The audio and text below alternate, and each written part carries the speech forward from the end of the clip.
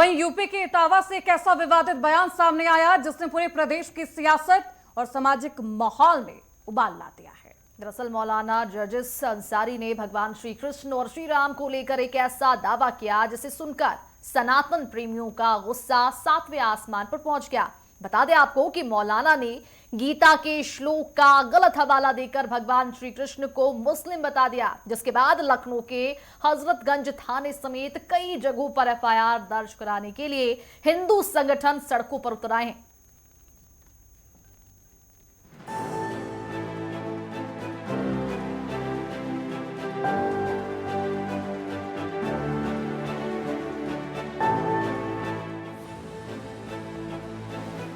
मजहबी कट्टरता और सस्ती लोकप्रियता के लिए सनातन संस्कृति के आराध्यों पर दिए गए ये बयान और घिनौना खेल एक बार फिर से इसकी शुरुआत हो गई। इस बार विवादों के केंद्र में है इटावा के मौलाना जर्जिस अंसारी। मौलाना जर्जिस अंसारी ने एक जनसभा में इतिहास, कालक्रम और धार्मिक मर्यादाओं को ताक पर रखकर दावा कर दिया कि भगवान श्री कृष्ण धर्म से मुसलमान थे और वो दिन में 5 वक्त की नमाज पढ़ा करते थे। इतना ही नहीं, अपने इस बेतुके दावे को सही ठहराने के लिए मौलाना ने श्रीमद् भगवत गीता के 6ठे अध्याय के 10वें श्लोक का गलत संदर्भ भी पेश कर डाला। हमारे भाई अगर बुरा ना माने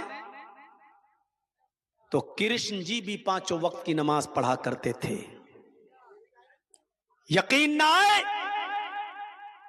तो श्रीमद् भागवत गीता का 6ठा अध्याय का 10वां मंत्र देख लीजिए। योगी युज्जीत सततमात्मानं रहसि स्थिता एकाकी अच्युतात्मा निराशीर परिग्रह, जिसमें कृष्ण जी अर्जुन से कह रहे हैं कि हाय अर्जुन, ईश्वर की जब पूजा करो तो पूरे शरीर का योग करो। योगी, यूपी वाला नहीं। योगी युज्जीत सततमात्मानं, पूरे शरीर का योग करो। यानी पूजा सिर्फ खड़े होकर नहीं, पूरे शरीर के साथ होनी चाहिए और पूरे शरीर का योग होना चाहिए। आज हिंदू धर्म में चले जाइए, सिर्फ ऐसे हाथ उठाएंगे, ओम नमः शिवाय, बस हो गई पूजा। मौलाना जर्जिस यही नहीं रुके, उन्होंने मर्यादा पुरुषोत्तम भगवान श्री राम को भी लेकर एक बेहद विवादित बयान दिया और कहा कि उन्होंने भी इसी दिन यानी इस्लाम को पेश किया था। जैसे ही मौलाना का ये वीडियो सोशल मीडिया पर वायरल हुआ, वैसे ही हिंदू संगठन और संतों का गुस्सा 7वें आसमान पर पहुंचा। लखनऊ की हजरतगंज कोतवाली में हिंदू महासभा के कार्यकर्ताओं ने भारी हंगामा किया। मौलाना के पोस्टरों को पैरों से रौंदा किया। पुलिस को तहरीर देकर तुरंत गिरफ्तारी की मांग की गई। इस विवाद के सामने आने के बाद यूपी की योगी सरकार का रुख बेहद सख्त है, स्पष्ट है। जीरो टॉलरेंस की नीति पर चलने वाली योगी सरकार में धार्मिक भावनाओं के साथ मजाक बर्दाश्त नहीं किया जाता और सामाजिक सौहार्द को खराब करने की इजाजत किसी को नहीं। संतों और हिंदू संगठनों की शिकायत पर यूपी पुलिस मुस्तैदी से जांच में जुट गई है। साफ है कि कानून व्यवस्था को चुनौती देने वाले और सनातन का अपमान करने वाले तत्वों के खिलाफ मुख्यमंत्री योगी का हंटर चलना तय है। तुष्टीकरण की राजनीति को खत्म कर चुके यूपी में ऐसे नफरती बयानों पर योगी सरकार का एक्शन ये साफ संदेश दे रहा है कि आस्था का मजाक बनाने वालों के लिए यूपी की जेलों के दरवाजे खुल चुके हैं। Bureau report, network 10। और चलिए इसी पूरे मामले पर ज्यादा जानकारी के लिए लखनऊ से संवाददाता, प्रमुख संवाददाता अनूप कुमार सिंह हमारे साथ जुड़ चुके हैं। अनूप, क्या कुछ जानकारी है? जिस तरह से मौलाना ने विवादित बयान दिया, उनके इस बयान के बाद क्या एफआईआर अब तक दर्ज हो चुकी है इस मौलाना के खिलाफ?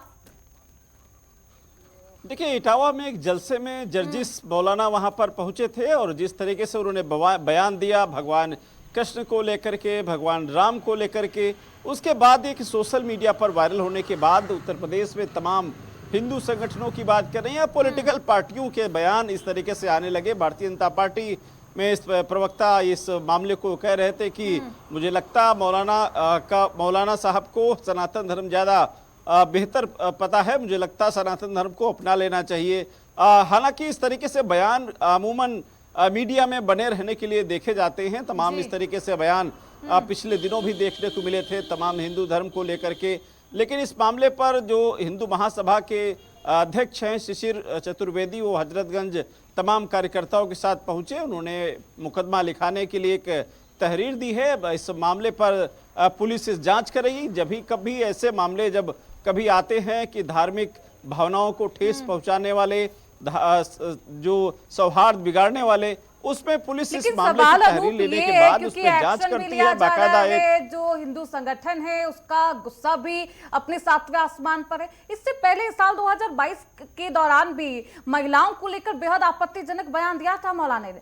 तब क्या कुछ एक्शन लिया क्या, और अभी किस तरीके से एक्शन लिया जाएगा कि इसके बाद भविष्य में किसी तरीके का विवादित बयान न दिया जाए, खासतौर पर धर्म को लेकर?